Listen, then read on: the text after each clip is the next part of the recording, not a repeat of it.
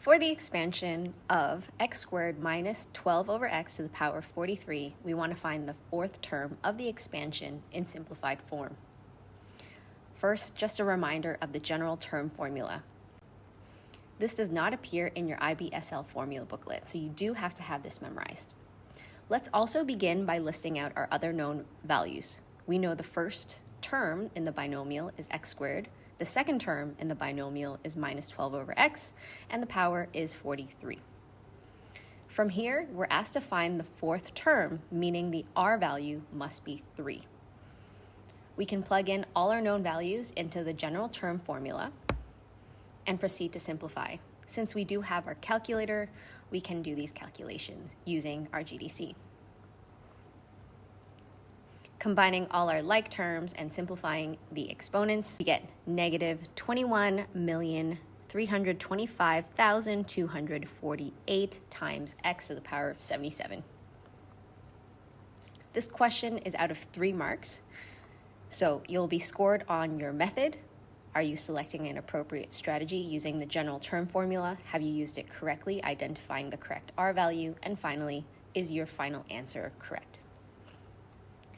Now, in the next question, you are asked to find the term containing x to the power of minus 4, writing its coefficient in scientific notation to exactly 3 significant figures.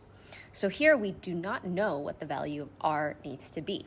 So using my general term formula, I can set up an equation that looks something like this.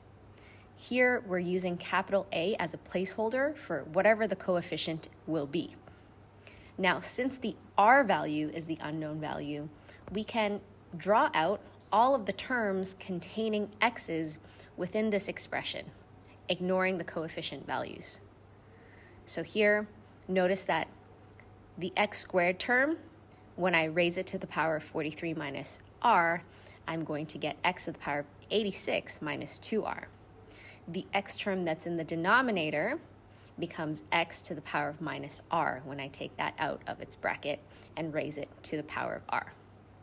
Now I have an equation with only the x terms, since I'm only trying to figure out the value of r. So from here, I use my exponent properties to simplify the exponents on the left-hand side of the equation. Now I have the same base on both sides. I can equate the exponents and solve for r. Now that we have our r value, I can plug that back into our general term formula, and again, we're using our calculator here to help us simplify our answer. Remember that we're rounding to 3 sig figs, so our answer becomes minus 8.68 times 10 to the power 42. Here you'll be given 1 mark for your method. Are you selecting an appropriate strategy? Did you find the correct r value? And then is your final answer correct to 3 significant figures? So we're looking for the first part of your answer as well as the correct power of 10. Thanks for tuning in. If you liked this video, please hit the thumbs up button and subscribe for more future standard level tutorial videos.